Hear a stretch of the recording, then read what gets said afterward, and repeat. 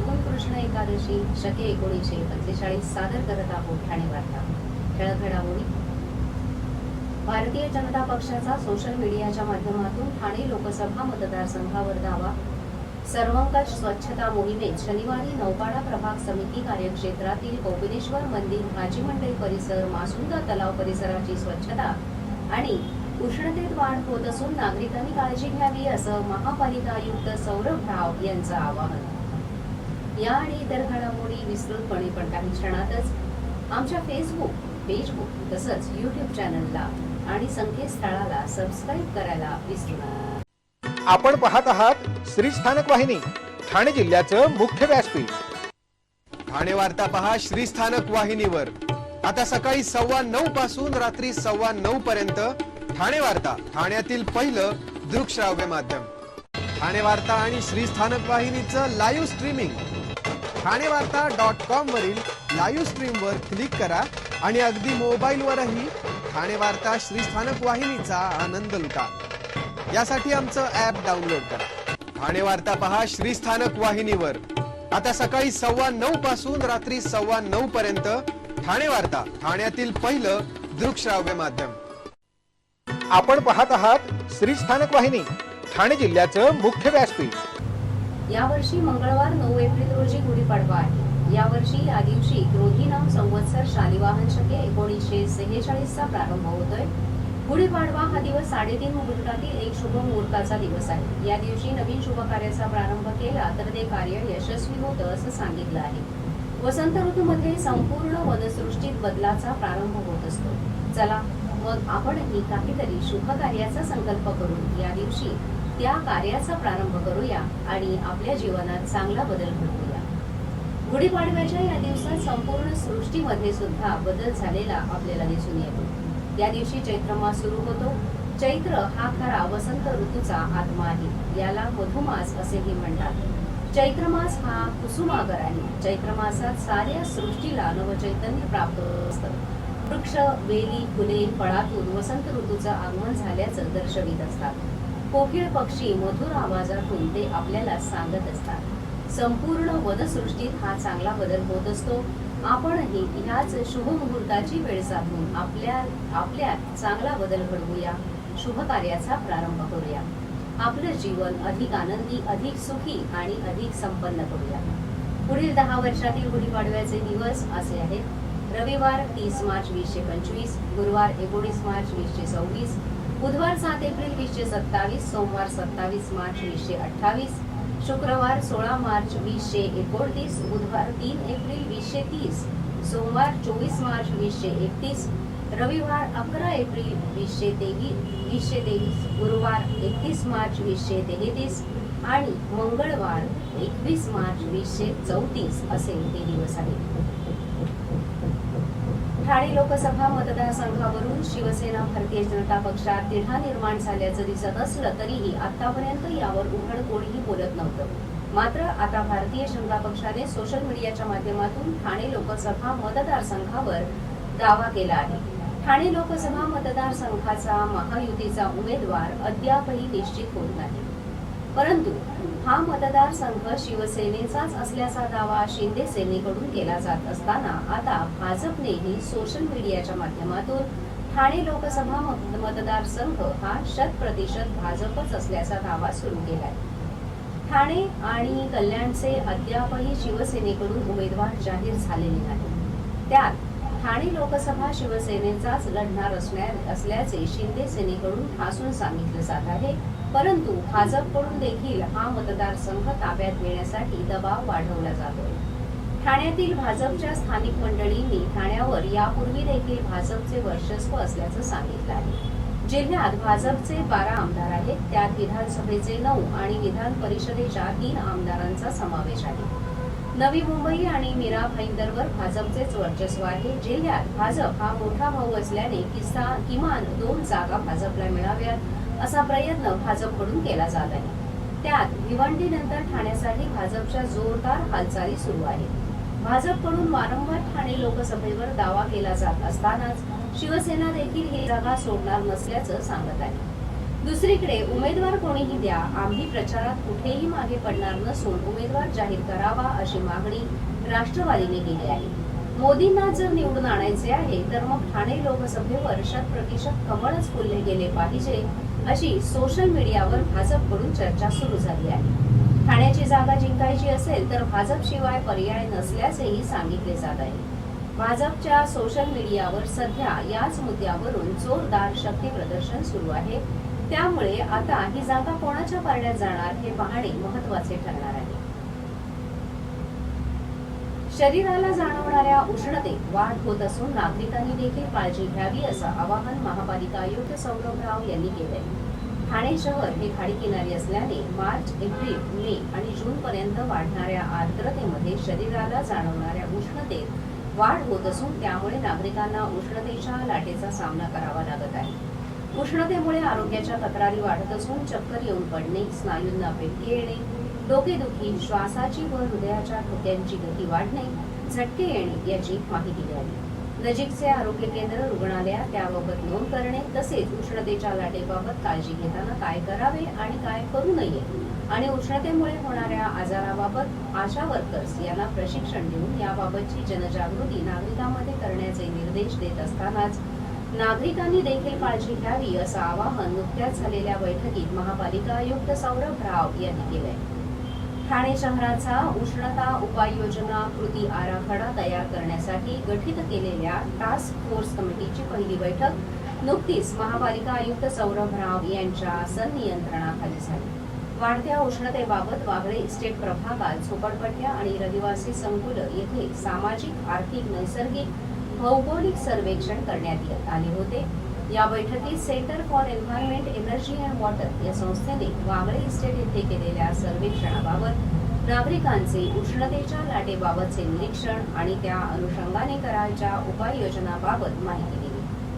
Wagle estate प्रभागामध्ये अंदाजे 40% लोकसंख्या ही 15 वर्षाच्या खाली आणि 60 वर्षांच्या वरील वयाची असून त्यांच्यावर उष्णतेच्या लाटेचा परिणाम जास्त तीव्रतेने जाणवत आहे. परिसरात ठिकठिकाणी पाणपोईंची संख्या वाढवणे, सार्वजनिक वाहतुकीची ठिकाणं जसे बस स्टँड, रिक्षा स्टँड या ठिकाणी सावली वाढवणे अशा उपाययोजना नागरिकांनी सुचवल्या असल्याचं या बैठकीत नमूद करण्यात आलं. उष्णतेमुळे होणाऱ्या आजारांबाबत रहिवासी संकुलांमध्ये माहिती पत्रके वाटणे, डिजिटल बोर्डवर सूचना प्रसिद्ध करणे, शैक्षणिक संस्थांमध्ये मुलांना वेळोवेळी पाणी पिण्यासाठी सूचना देणे यासारख्या बाबी समाविष्ट करणे तसेच आशा वर्कर्सच्या माध्यमातून नागरिकांमध्ये जनजागृती करण्याबाबतचे निर्देशही आयुक्त सौरभ राव यांनी सदर बैठकीत संबंधितांना दिले. तसेच दर 15 दिवसांनी टास्क फोर्सची बैठक घेऊन केलेल्या कामाचा आढावा घेण्याबाबतच्या सूचनाही यावेळी संबंधितांना देण्यात आल्या.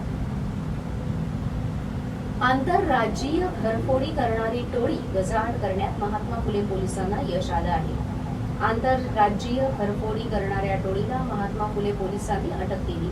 अटक करण्यात आलेल्या घरफोडी चोरट्यांची नावे अविनाश धनाजी शिंदे आणि सॅमसन रुबिन डॅनियल अशी आहेत. या दोघांच्या विरोधात विविध पोलीस ठाण्यात गुन्हे दाखल आहेत. त्यांनी राज्यात आणि राज्याबाहेरही घरफोड्या केल्या आहेत.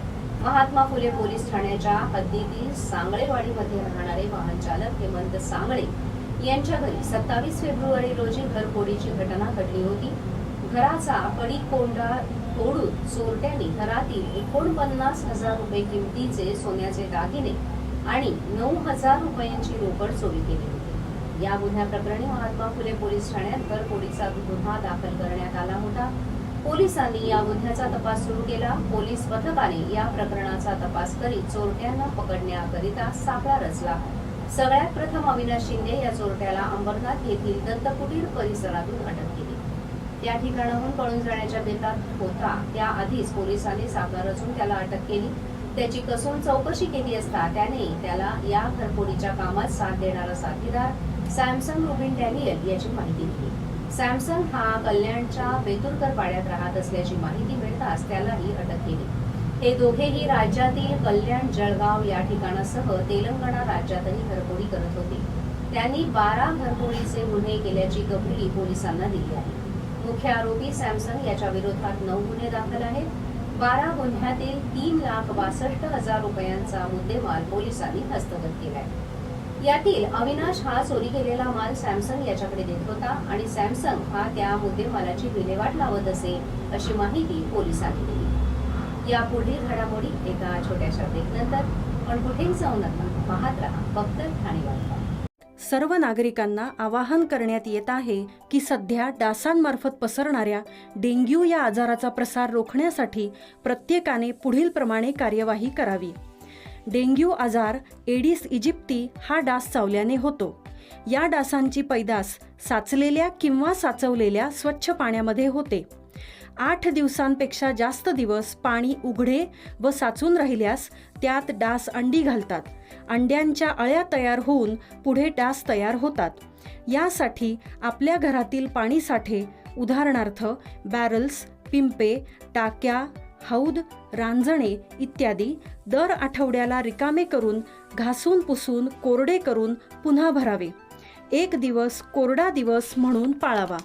पाणी साठ्यांना घट्ट झाकणे बसवावीत किंवा जुनी साडी, चादर, धोतर यांनी बांधून झाकून ठेवावीत, म्हणजे डास त्यात जाऊन अंडी घालणार नाहीत. घराच्या गच्चीवर, आजूबाजूला, अंगणात कोठेही पाणी साचू देऊ नये. भंगार सामान उघड्यावर टाकू नये. उदाहरणार्थ टायर्स, प्लास्टिक सामान, कुंड्या, टाकाऊ वस्तू इत्यादी. अशा सामानात पावसाचे पाणी साठून त्यात डेंग्यूच्या डासांची पैदास होते. घरातील कूलर्स, फ्रीजच्या पाठीमागील ट्रे हे देखील वेळोवेळी कोरडे करावेत. लक्षात ठेवा, नुसत्या फवारणीने डास घनता कमी होत नाही, तर त्यासाठी डास पैदास ठिकाणे नष्ट करणे ही आपल्या सर्वांची जबाबदारी आहे. कोणताही ताप अंगावर न काढता जवळच्या शासकीय रुग्णालयात मोफत औषधोपचार घ्या. अशा प्रकारे नागरिकांनी सहकार्य केल्यास डेंग्यूचा प्रसार रोखणे सहज शक्य आहे. ब्रेक नंतर आपलं पुन्हा एकदा स्वागत. कल्याणमध्ये अभ्यासिकेच्या किवाडी विरोधात आणि मनसे आक्रमक झाली असून अधिकाऱ्याच्या कार्यालयात गोंधळ घालत खासगीकरण तातडीने रद्द करण्याची मागणी केली आहे. कल्याण डोंबिवली महानगरपालिकेच्या वतीने कल्याण पश्चिमेकडील सहजानंद चौकात खासदार प्रकाश परांजपे यांच्या निधीतून यशवंतराव चव्हाण मुक्त विद्यापीठाच्या माध्यमातून स्पर्धात्मक परीक्षा केंद्र सुरू करण्यात आलं होतं. मात्र हे केंद्र बंदच असून या केंद्रासाठी दिलेल्या एका मजल्यावर प्रशासनाकडून अभ्यासिका सुरू करण्यात आली आहे. या अभ्यासिकेत विद्यार्थ्यांना महिनाभर 200 रुपयात अभ्यास करता येत होता. मात्र आता चालवल्या जाणाऱ्या अभ्यासिकेचं खासगीकरण करत फी वाढीचा निर्णय घेण्यात आला आहे. हातावर पोट असलेल्या कुटुंबातील विद्यार्थ्यांना ही वाढीव फी परवडणारी नसल्याने प्रशासनाने फी वाढ मागे घेत अभ्यासिकेच्या खासगीकरणाचा निर्णय रद्द करावा अशी मागणी करत विद्यार्थ्यांनी आणि मनसेने मालमत्ता विभागाच्या उपायुक्त वंदना गुळवे यांना भेटून हे खासगीकरण तातडीने रद्द करण्याची मागणी केली. तसेच जर प्रशासन विद्यार्थ्यांना सेवा देण्यास सक्षम नसेल तर मनसे सेवा देईल, मात्र हे खासगीकरण रद्द करा अशी आग्रही मागणी यावेळी मनसेने देत आंदोलनाचा इशारा त्यावेळेस प्रशासनाला देण्यात आला आहे. सध्याचा ट्रेंड पाहता नावाची घोषणा झाल्यानंतर देखील तिकीटं कापली जात आहेत. त्यामुळे कल्याण लोकसभेचे विद्यमान खासदारांना देखील शंका असेल की माझ्यासोबत असे होईल, त्यामुळे कदाचित त्यांच्या नावाची अधिकृत घोषणा केली जात नाही. कल्याण लोकसभेत भाजप आणि शिवसेनेने केलेला सर्वे निगेटिव्ह असल्याने श्रीकांत शिंदे यांच्या नावाची शिवसेनेकडून अधिकृत घोषणा होत नाही, अशी प्रतिक्रिया युवा सेनेचे नेते वरुण सरदेसाई यांनी दिली. डोंबिवलीमध्ये शिवसेना उद्धव बाळासाहेब ठाकरे पक्षाच्या पदाधिकाऱ्यांची वरुण सरदेसाई यांच्या उपस्थितीत बैठक पार पडली. यावेळी ठाकरे गटाच्या उमेदवार वैशाली दरेकर या देखील उपस्थित होत्या. शिवसेना शिंदे गटाच्या 7 खासदारांचे तिकीट कापली गेली. याबाबत बोलताना वरुण सरदेसाई यांनी एकनाथ शिंदे यांच्यासह त्यांच्यासोबत गेलेल्या खासदारांना टोला लगावला. एकनाथ शिंदेसोबत गेलेल्या 13 पैकी 7 खासदारांची तिकीट कापली गेली. हा नियतीचा खेळ आहे. त्यांना पश्चाताप होत असेल, उद्धव ठाकरे मातोश्रीची आठवण येत असेल. 2014, 2019 साली या सगळ्या उमेदवारांना मातोश्रीवर बोलावलं जायचं, स्वतः ठाकरे कुटुंब उपस्थित असायचं. रश्मी वहिनी औक्षण करून त्यांना एबी फॉर्म दिले जायचे. आता 10-10 तास वेटिंग करावं लागतं, त्यानंतर देखील तिकीट मिळत नाही. मातोश्रीवर मिळणाऱ्या मान आणि आत्ताचं त्यांचं स्थान हे चित्र सगळ्यांना जाणीव झाली असेल. शिवसेना आम्ही पुढे घेऊन जाणार असे म्हणणारे डबल देखील जागा मिळवता येत नाही. दुसरीकडे महाविकास आघाडीमध्ये उद्धव ठाकरे यांनी 21 उमेदवारांची घोषणा केली आहे. ठाणे महापालिका क्षेत्रात सुरू असलेल्या सर्वंकष स्वच्छता मोहिमेत शनिवारी नौपाडा प्रभाग समिती कार्यक्षेत्रातील कौपिनेश्वर मंदिर, भाजी मंडई परिसर, मासुंदा तलाव परिसराची स्वच्छता करण्यात येणार आहे. महापालिका आयुक्त सौरभ राव यांच्या मार्गदर्शनाखाली ही स्वच्छता मोहीम राबवण्यात येणार आहे. महापालिका कार्यक्षेत्रात प्रभाग समिती निहाय सर्वंकष स्वच्छता मोहीम राबवण्यात आली. शहरात राबवण्यात आलेल्या या स्वच्छता मोहिमेमुळे शहरातील प्रदूषण कमी होण्यास निश्चितच मदत झाली आहे. शहरातील मुख्य रस्ते, अंतर्गत रस्ते, त्याचबरोबर पूर्व द्रुतगती मार्गावरील स्वच्छता देखील टप्प्याटप्प्याने सुरू आहे. महानगरपालिका आणि श्री कोपिनेश्वर सांस्कृतिक न्यासतर्फे दरवर्षी शहरातून भारतीय नववर्ष स्वागत यात्रा काढली जाते.